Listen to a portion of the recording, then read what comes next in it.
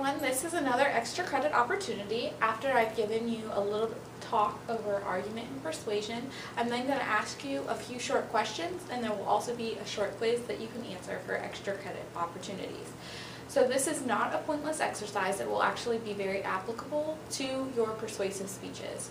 So I'm going to start by telling you a little bit about the difference between argument and persuasion. Argument and persuasion do go hand in hand. They are different, but they both try to reach the same type of goal. So in argument, you're doing your research, you have logic, you have it built on a very strong foundation. Whereas with persuasion, you're building your argument on emotional appeal. So for a very effective persuasive speech, you want both. You want your argument to be built on logic with research and evidence, but you also want to reach out to people's emotions. So there are three things that are written here on the board that will help you create a strong argument and persuasive speech. In another little short video, I'll talk about inductive and deductive reasoning because that's a little bit harder to understand. But these are three small things that you can add to supplement your persuasive speeches. There's a difference between opinions and facts, and I know you've probably heard that a lot, but when you're writing a speech, you can't just say something is good because you say it's good, or someone's a hero because you say they're a hero. You have to give evidence as to why you consider them a hero. And in the PowerPoint it says something like, Mr. Jones is a hero. Well, you can't just say that. You can say, Mr. Jones jumped in front of a bus and saved 3 small children, and thus Mr. Jones is a hero. Or your audience can arrive at that conclusion all on their own because you've given them evidence, you've given them a scenario. Facts is something that you cannot argue because it is or it is not. So that's just something to think about, that you want your speech to be built on fact and not opinion.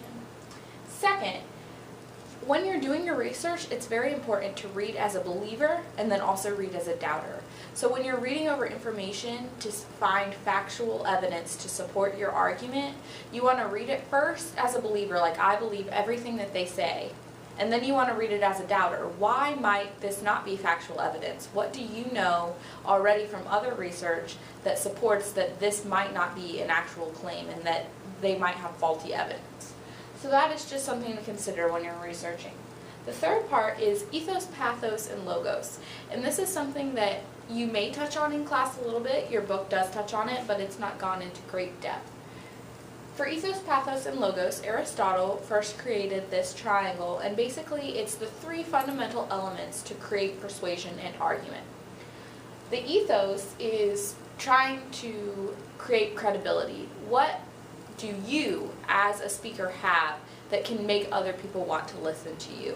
Is it because you've done research? Is it because you are every day involved in the field that you are going to talk about? So think about that. What do you need to do to establish credibility with your audience and rapport with your audience? The next thing is pathos.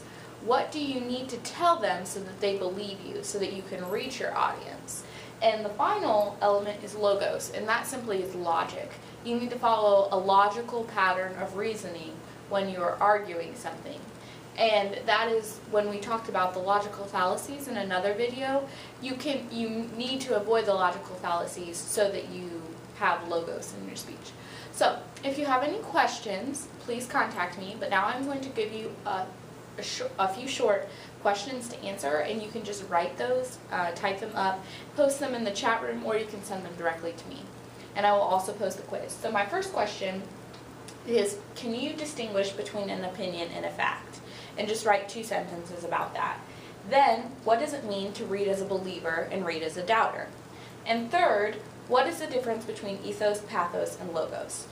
And I will award extra credit depending on how much of that you complete, and I hope that this has been educational for you. Thank you.